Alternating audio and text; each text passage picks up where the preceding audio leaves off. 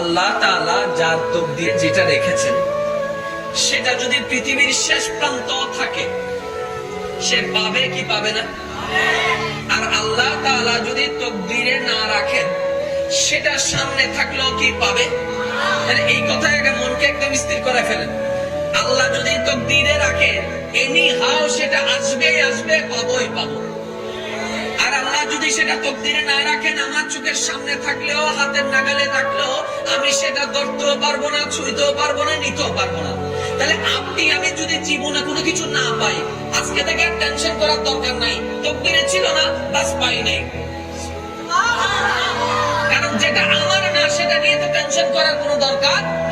যেটা আমার সেটা আমারই থাকবে, যেটা আমার সেটা আমার কাছে আসবে। আজ না হয় 10 বছর পর হলেও সেটা আমার কাছে আসবেই আসবে, কারণ আমার রব সেটা আমার জন্য বরাদ্দ করেছেন। সুবহানাল্লাহ।